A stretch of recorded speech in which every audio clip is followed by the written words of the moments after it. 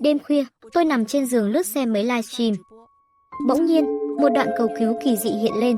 Tôi thích một cô đồng nghiệp, cô ấy lén vào nhà chăm cô ấy, có phạm luật tôi từng vào đó 6 lần rồi. Sợ bị phát hiện, mỗi lần đều tiêm thuốc ngủ cho cô ấy. Lần này sơ ý để quên kim tiêm, nếu cô ấy báo cảnh sát thì sao? Giọng hắn bình tĩnh lạ thường. Cả phòng livestream như nổ tung. Luật sư được kết nối cũng chết lặng.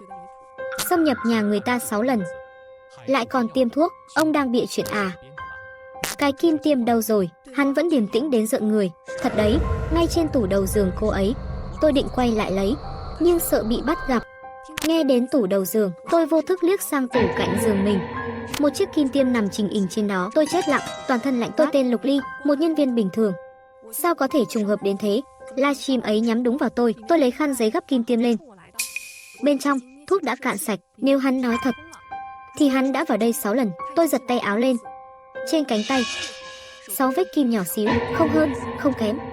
Gần đây tôi hay buồn ngủ, ngày nào cũng lờ đờ, mơ màng, đến vết kim trên tay cũng chẳng nhận ra. Cơ thể tôi run lên không kìm được. Tên biến thái ấy nói hắn là đồng nghiệp tôi, mà trong phòng có hơn chục người khác giới. Livestream lại ẩn danh, giọng còn bị chỉnh méo, không thể biết là ai. Hắn còn định quay lại lấy kim tiêm. Tình cảnh của tôi giờ cực kỳ nguy hiểm. Tôi cố ép mình bình tĩnh lại. Nếu hắn biết nhà tôi, lại biết tôi đang ốm, thì chắc chắn là người khá quen. Hiện tại bằng chứng then chốt là chiếc đang nằm trong tay tôi. Việc trước mắt trì hoãn hắn. Tôi lập tức quay lại phòng livestream. Luật sư vẫn khuyên hắn hãy tự thú, nhưng tên biến thái rõ ràng không nghĩ mình sai. Tự thú tôi vào nhà chỉ để chăm cô ấy. Toàn là lòng tốt. Cô ấy quá yếu. Tôi tiêm thuốc ngủ chỉ vì muốn tốt cho cô ấy. Không ai hiểu tấm lòng tốt của tôi sao?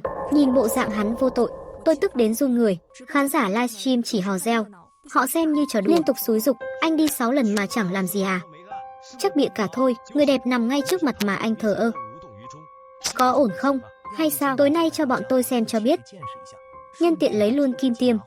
Trong tiếng hò hét, tên ấy dường như bị kích động. Ai nói tôi không làm được? Tối nay tôi sẽ đến lấy kim. Tôi sẽ chứng minh cho các người. Nói xong, phía hắn vang lên tiếng lục sục, có vẻ đang thu dọn đồ. Tay tôi đổ mồ hôi lạnh, vội gõ lên khung chat. Anh em, bình tĩnh, nghĩ lại đi. Nếu anh đã bị phát hiện thì sao? Giờ đi là tự sa bẫy. Tôi lặp mấy câu ấy đi đi lại lại. Cuối cùng, tiếng động từ hắn ngưng hẳn. Lâu sau hắn mới lên tiếng.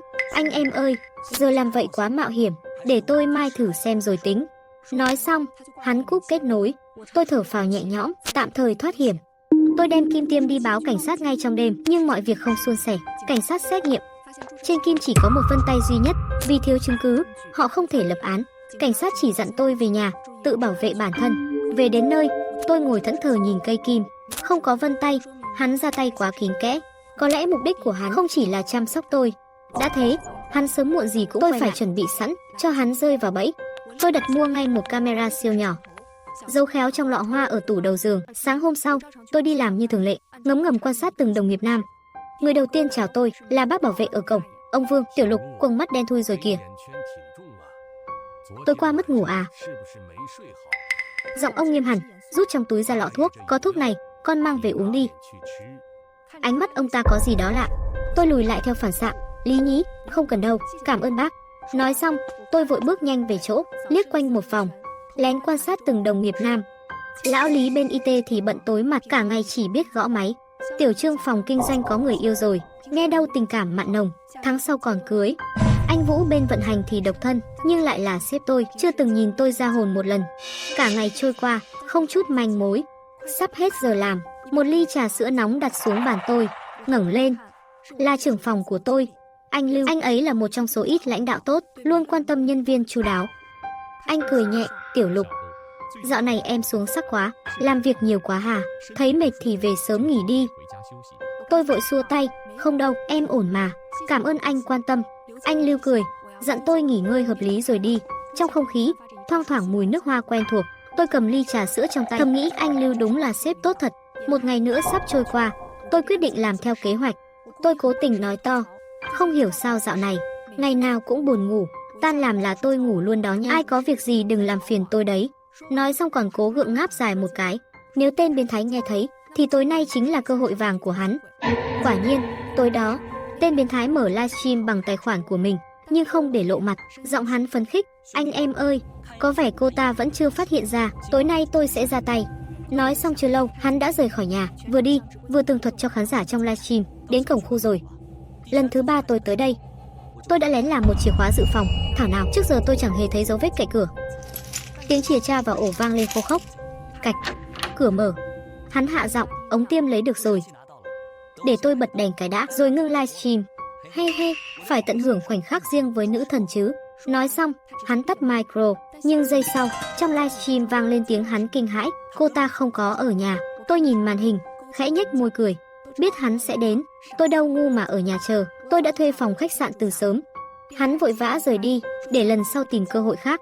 Đợi hắn đi khuất, tôi lập tức quay về định xem lại camera, nhưng phát hiện chiếc camera rẻ không thể phát lại trực tiếp, chỉ có thể đọc thẻ nhớ thôi, mà đồ đọc thẻ của tôi lại để ở công ty.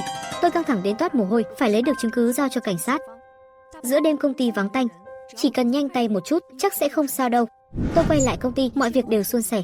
Vừa lấy được đồ đọc thẻ, tôi định rời đi, chưa kịp ra khỏi cửa, ông Vương bảo vệ gọi tôi lại. Tiểu Lục, đợi đã, ông có chuyện muốn nói với cháu. Vừa nói ông vừa bước nhanh về phía tôi, trên mặt là nụ cười kỳ lạ. Tim tôi thắt lại, linh cảm xấu khiến tôi quay người bỏ chạy, nhưng cơ thể vẫn chưa hồi phục hẳn. Mỗi bước đi đều nặng trĩu. Ông Vương chậm rãi tiến lại gần. Tôi run rẩy không ngừng. Ông ta bước từng bước, ép sát tôi, vẫn cái nụ cười rợn người trên mặt. Tim tôi như nghẹn ở cổ. Đột nhiên, có tiếng bước chân vang lên bên cạnh. Tôi quay đầu lại, là anh Lưu, quản lý của tôi. Anh ta liếc nhìn tôi, rồi nhìn sang ông Vương ở đằng xa, giọng đầy nghi hoặc. Tiểu Lục, sao muộn thế còn ở công ty? Tôi vội viện cớ. Em để quên ít tài liệu ở bàn làm việc, quay lại lấy thôi. Giọng anh Lưu pha chút trách nhưng vẫn dịu dàng. Muộn thế này rồi, con gái đi một mình nguy hiểm lắm, để anh đưa em về. Tôi hơi do dự, nhưng ánh mắt kỳ dị của ông Vương phía sau khiến tôi lạnh cả sống lưng. Cuối cùng, tôi gật đầu đồng ý. Trên đường về, xe tràn ngập mùi nước hoa nhẹ thoang thoảng, giống hệt mùi trong ly trà sữa hôm trước. Mùi hương quen thuộc khiến đầu tôi lâng lâng. Cả ngày mệt mỏi, căng thẳng dồn tới, mi mắt nặng trĩu, tôi thiếp đi. Khi mở mắt lần nữa, tôi đã nằm trên giường trong nhà mình. Anh Lưu ngồi cạnh, trên chiếc ghế bên giường, thấy tôi tỉnh lại, anh ta cười khẽ, ngủ say ghê, không nỡ đánh thức em. Chìa khóa của em treo trên túi, anh tự mở cửa vào nhé. Tôi ngoài mặt bình tĩnh, nhưng trong lòng chuông báo động réo vang, phải xem lại camera ngay. Tôi mời hắn ra phòng khách, rót cho hắn cốc trà, mỉm cười giả lả, ngại quá nhé, anh ngồi tạm, đợi chút.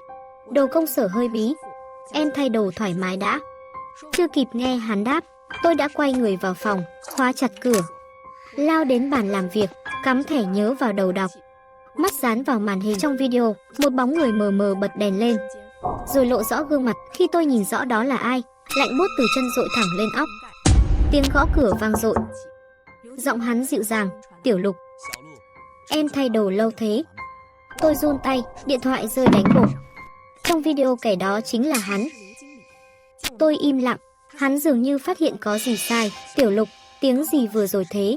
Hắn bắt đầu giật mạnh tay nắm cửa, tiếng kim loại vang rền. Tôi hoảng loạn tột độ, cố nặn giọng bình thản, không sao, điện thoại rơi thôi. Tiếng động ngoài cửa im bặt. Một lúc sau, hắn nói chậm rãi, ra vậy. Anh ra uống thêm chút trà, có gì gọi anh. Tiếng chân dần xa. Tôi mới dám thở ra nhẹ nhõm, thì điện thoại bật thông báo livestream. Tên biến thái kia lại lên sóng, giọng hắn rền rĩ đầy khoái trá. Anh em, hình như nó biết rồi. Giờ trông tôi như con thỏ non bị hoảng loạn, chui rúc trong phòng run rẩy, không thể ngồi chờ chết nữa. Tôi mở hé cửa sổ, phải khiến hắn tưởng tôi bỏ trốn rồi. Tôi vớ lấy chiếc vali trống, dồn sức đẩy mạnh vào tường. Rầm, tiếng va chấn động vang lên. Tôi nín thở, tim đập loạn, chui ngay vào tủ quần áo. Cửa phòng bất ngờ bị đạp tung. Mọi thứ diễn ra đúng kế hoạch. Hắn bị tiếng động đánh lạc hướng, chạy thẳng tới cửa sổ nhìn ra ngoài. Hắn tức giận, rồi lao vọt đi. Tôi lập tức bấm số gọi cảnh sát, nói nhanh tình hình, rồi lao về phía cửa chính, tưởng mình thoát được rồi. Thì hắn xuất hiện ngay sau cánh cửa. Hắn chưa hề rời đi, đứng đợi tôi từ đầu, khuôn mặt vẫn nở nụ cười dịu dàng đến rợn người. Tiểu Lục, trò chơi đến đây thôi. Thì ra hắn diễn kịch từ đầu đến cuối. Tôi giả vờ sợ hãi, khẽ lùi lại, đừng, chúng ta nói chuyện đã. Xin anh đừng làm vậy. Hắn nhếch môi cười, lạnh sống lưng, từng bước tiến sát. Tôi thích vẻ sợ hãi đó của em, nhưng càng thích em ngoan ngoãn hơn. Sức ép từ hắn khiến tôi nghẹt thở. Tôi bị ép lùi dần, ngã nhào xuống ghế sofa, cơ thể run lẩy bẩy, trông như hoàn toàn buông xuôi. Hắn thấy thế liền cười khoái trá, cười đầy đắc ý. Nhưng ngay khi hắn cúi xuống, tôi đột ngột ngừng run, vồ lấy cây kéo giấu dưới đệm sofa, dồn hết sức đâm thẳng vào hắn. Máu phun ra dữ dội, hắn gào thét đau đớn. Con tiện này dám chơi tao à? Tôi lập tức bỏ chạy. Không ngờ hắn lì đến thế, khập khiễng đuổi theo phía sau. Tôi lao xuống cầu thang, tôi điên cuồng gõ cửa nhà tầng 3. Anh chủ mở cửa ra, tôi hốt hoảng kêu, anh ơi, hắn là đồ biến thái, làm ơn cứu tôi. Anh chủ tràn đầy chính nghĩa, lập tức che tôi ra sau lưng, nhưng lão Lưu lại trắng trợn đảo ngược mọi chuyện. Hắn rút điện thoại ra, cho xem tấm ảnh hắn lén chụp tôi lúc ngủ. Miệng thì nói chúng tôi là vợ chồng đang cãi nhau, ánh mắt anh chủ lập tức đổi sang khinh bỉ. Chuyện nhà các người, tôi không xen vào. Nói xong anh đóng sầm cửa lại. Nụ cười của lão Lưu biến mất, khuôn mặt hắn tối sầm. Em yêu, về nhà thôi. Hắn từ từ bước về phía tôi tuyệt vọng đến tột cùng. Bỗng nhiên, từ cầu thang vang lên tiếng quát, buông cô ấy ra. Bác bảo vệ Vương giơ cao cái xẻng sắt đứng đó. Lưu thấy vậy, hắn gầm lên, lao về phía bác. Lão già thối, nhưng bác Vương chẳng hề lùi bước. Bác vung xẻng lên quật mạnh một cú trời giáng. Gã Lưu rên lên, ngã gục xuống sàn. Cùng lúc đó, mấy cảnh sát lao lên cầu thang, khống chế hắn. Cuối cùng, anh Lưu bị bắt. Sau này tôi mới biết, bác Vương sớm thấy Lưu có gì đó bất thường. Bác lo cho tôi nên vẫn đứng canh dưới lầu. Nghe tiếng tôi kêu cứu, bác lao đến ngay. Nghe xong tôi vừa cảm động, vừa xấu hổ. Hôm đó tôi mang cờ cảm ơn đến tặng bác, nhờ bằng chứng từ camera và lời bác Vương. Tội ác của Lưu bị phơi bày.